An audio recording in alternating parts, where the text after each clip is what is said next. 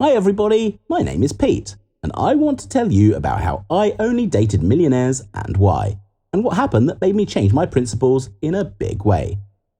I used to only date rich girls because I was also rich. My parents own a huge corporation. My mum and dad have been in business together for over 20 years, and they're one of the most powerful people in the world. How was my life? Swanky. The love of money was instilled in me from a young age. I always knew that money was not evil, and that it was a great tool to be happy, to be healthy, be able to go somewhere. I bathed in the rays of fame, the attention of girls. Once, when I was in elementary school, a girl broke my heart. She was being courted by me and Robert. For Valentine's Day, I gave her a Pandora bracelet, and Rob gave her a watch.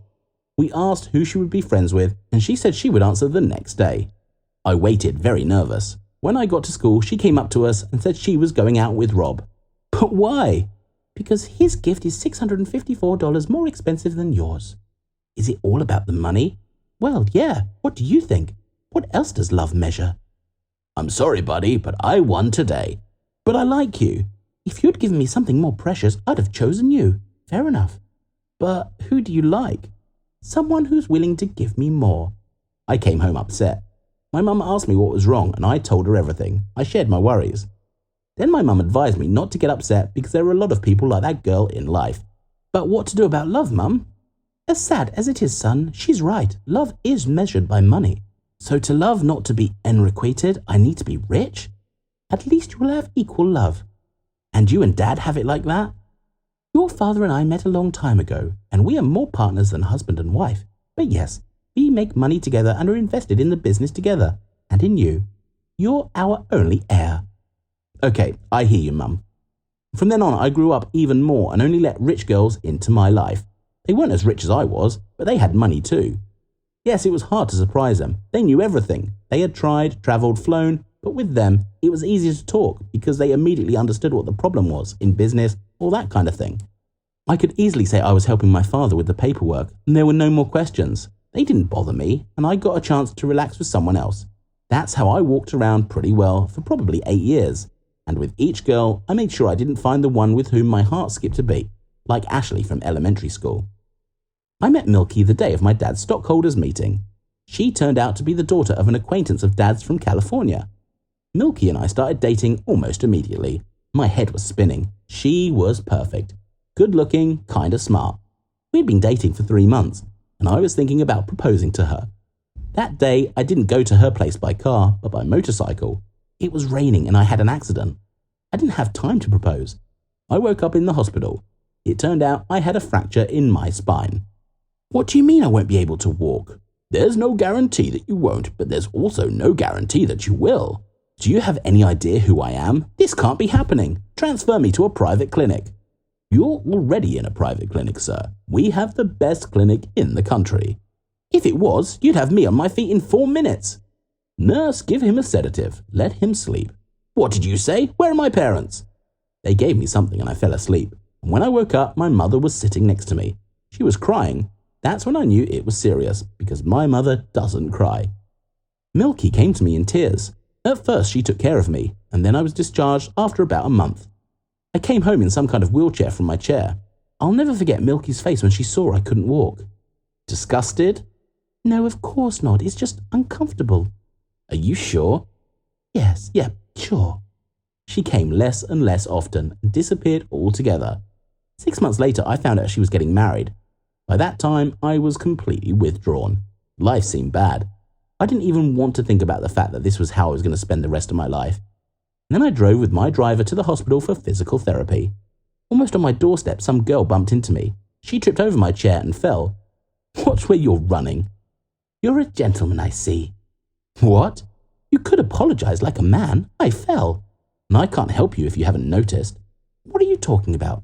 Yes, the chair doesn't give you the right to get up, but your tongue is working. I'm lazy. That explains why you're still invalid. What did you say? You have no idea what it's like. I can only say what it was like when I was in your shoes. I didn't blame people I didn't know. She turned away and began to walk away, and I wasn't left alone by her words. Wait, what did you say? What do you mean if you were me? Hey! But she didn't turn around. I went to physical therapy, and in talking to the doctor, I found out it was just one of his patients, that she couldn't walk just a year ago, and now here she is. But she doesn't look like she can afford the treatment at your hospital. That's right, Alex is a waitress. She's being paid for by whoever hit her on her bike. Beggars are so pathetic. What? No, nothing. But it wasn't the last meeting. I wanted to ask her how she recovered, so I told my deputies to find her and bring her to my house. They brought her in a couple of days later. Ouch. She got so mad and swore at me like, what right did I have to transport her there like that? And she wouldn't answer my question about how she recovered. Our communication was more like war. She called me names and I was rude. And then she walked away, giving me the middle finger. I decided to pester her, came over to her house, met her mum, introduced myself as her boyfriend, and sat for an hour waiting for her to return from work.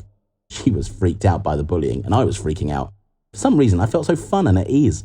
Her mum accepted me well, although she was surprised that her daughter was dating someone like me. Eventually, I offered to pay her, and she agreed. Alex had been looking for something to help her for years, and she found it in Oriental medicine, but not everyone was accepted there. What kind of nonsense is that? This grandfather didn't accept me. I told you money wasn't an issue. It's not about the money, dummy. Then what is it about? It's about you. He thought you were too nasty. What? Me? Did he see himself in the mirror? Oh man, you're dumb. I bet he did. Can't do shit. If you're worthy, he'll have you on your feet in no time. What? Alone? Of course the best medics couldn't get me, and here he is. He's not a medic. And what do I have to do that? Change. As you can see, I wasn't accepted there. I lost another hope, but I kept in touch with Alex. At some point, I realized that she was my only friend, and if not her, I would have no one to talk to. A couple of days later, Alex took me for a walk. We had a great day, laughing, joking, and then I saw Milky. She was walking with Dan. They were walking right into the meeting. Oh shit. What? My ex-girlfriend. No big deal. With my best friend. Now that's interesting. Wait a minute, are they married? Yeah. They were walking towards me. Suddenly, Alex sat on my feet and kissed me. They walked past me, turning around all the time. I was grateful to Alex for that. We didn't touch the subject of the kiss, but I could see that things were mutual between us. We started talking more, spending more time together. I gave her expensive gifts, and she didn't accept. I got to the point where I made her a box out of wood with my unskilled hands, and she loved it. I almost lost my fingers. Alex breathed new life into me, and even the chair was no longer embarrassing. Anyway, I fell in love. 3 months later, Alex called me back to the old man. He already looked at me differently, told me to go outside and wait at the gate. He stayed with Alex himself. I sat in a chair and waited. After a moment, my girlfriend came out. She said something to me, and I noticed the rebar falling from the roof. She didn't hear it, didn't see it. I didn't hesitate. I rushed towards her and fell to the ground. When I opened my eyes, I was lying on the ground. Alex was nowhere to be seen, and neither was the rebar. What the? Alex came out with the old man. He clapped his hands. Only in such situations can you see your truth. I looked around and noticed that I was lying on the ground. I ran 3 whole meters to save a hologram. That's when we started the treatment, and that's when my world turned upside down. Hello everyone, my name is Eliza. I had a difficult period in my life, even the most difficult. Of course, it's a little easier now, but what I went through almost made me give up. I will tell you everything now in more detail, and you please like the video, write your opinion in the comments, and do not forget to subscribe to the channel. I'm in high school. I'm 15 years old, and I've never been an ardent party girl. Yes, I was the most ordinary girl who studied, helped my mother with chores around the house. My mother had a second marriage. That is, I lived with my stepfather. They had twins, and my mother had absolutely no time for me. On the one hand, I understood that I was an adult, and I needed to support my mother. It is more difficult for her, but on the other, I still felt the need for her presence in my life. But ever since she got pregnant, there has been less and less of her. The only thing left for me is to move on, go to school, and help around the house. Well, then some kind of nightmare began. When the babies were born, it was great, of course. We were all happy, but most of all, I was worried about my mother. When they were discharged from the hospital, something started at home. There was a round-the-clock yell. It was impossible to sleep or do homework in the house because the girls were constantly yelling. Then one, then another. I had no idea how to help her. And on the other hand, I just wanted silence. Once, when my father left for work, my mother asked me to stay and help her with the little ones. I couldn't because I had an important exam waiting for me at school. I couldn't miss it. All of a sudden, she started yelling at me a lot. She called me a shitty daughter, and I was offended by her. What right did she have to call me that?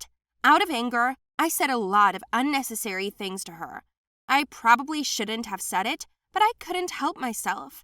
I shouted that it wasn't my fault that she had remarried and had to give birth. My mother felt like cold water had been thrown over her. She stood up straight and left. Full of anger, I slammed the door and ran to school. By the way, yes, that day I successfully failed the exam, and this made me even more angry. I've never been so angry before. Anyway, just in time for me to step out into the hallway after the exam, Cal came up to me. This is a guy from another group. He has been hitting on me for a long time, but I did not return his love. He invited me to a party in honor of the fact that his parents went on vacation and left him alone in their big house. I decided to accept the invitation and went with him as agreed.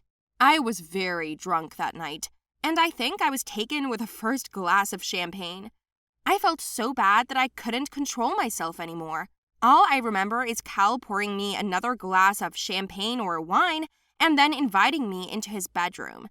I didn't even say anything. I just went with him, and I don't remember much about what happened there. When I woke up the next morning, I felt like my whole body was hurting, including my head. Cal started to say something to me, but I put my hand over his mouth. I didn't want to hear it.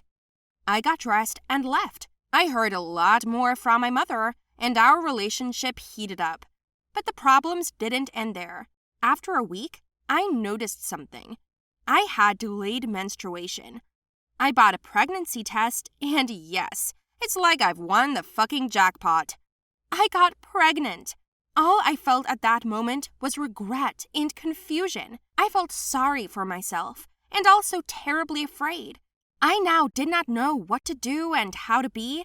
I definitely didn't want to tell Cal about it, and I planned not to tell anyone yet. My mother knocked sharply on the bathroom door, and I ran out of it like I was scolded.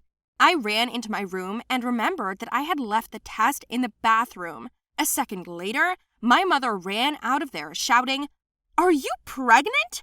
I didn't have time to come up with an excuse, so I just said yes. She asked who the father was, and I said I didn't know, or rather I didn't remember. She almost had a heart attack. No, I wasn't hoping for anything, and I hadn't even decided what to do about keeping the baby or not, but my mother's behavior made me give up, and I suddenly wanted to give birth to her for evil. She went and wailed every day, slowly dripping on my nerves. She demanded that I have an abortion. I said I was going to give birth. To be honest, I didn't expect such a reaction, but she collected all my things and put them out the door. I couldn't believe she'd done that. Well, how can you kick out your pregnant daughter? I felt a sense of despair and resentment, and all I wanted to do was cry. I cried a lot and every day. It's a good thing my girlfriend took me in. Natalie was kind, and she lived alone with her parents. Nat understood my situation and promised to help me in any way she could. I don't know how long I lay and cried. Apparently it was influenced by hormones. It's been a week, and I haven't heard from my mother. Of course, this upset me even more. My stepfather didn't care about me. I didn't need anyone but myself and my girlfriend. As soon as I thought about it, someone came to the door. Imagine, it was my stepfather. He brought me money, food, and clothes. It turns out that Natalie told him where I was, and he decided to help a little. I didn't expect it. When I asked where my mom was, he said she was home with the girls, apologized for her, and said she was having a hard time, so she was taking it out on me. I asked him to tell her that I was not a scapegoat, and that if it was so difficult for her to think about me, then let her not strain herself. Apparently, she had no place left for me in her life. My stepfather must have felt it too, so it was like he was apologizing. I accepted his help, and then he left. I gave the whole amount to Natalie for my living expenses. We held out for another month, but I needed care, a doctor and all that, and I didn't even know where to go. I was so scared. I was getting even more depressed when someone knocked on our door again. I thought it was my stepfather again, but Cal was standing outside the door. He threw himself on me, kissed me, hugged me, and swore that he would love our child more than anyone else. I couldn't believe it. I thought he was kidding, but it turns out I was wrong about him. Cal hugged me and asked me why I didn't say anything, why I didn't tell him, and all I said was, "Are you sure the baby's yours?" To which he replied that he did not doubt it for a second, and he was right. Cal talked to his parents, and they took me home with them. He had a great family, they accepted me, and Cal started working for his father and earning money. I took a sabbatical from school to calmly go through the pregnancy and give birth.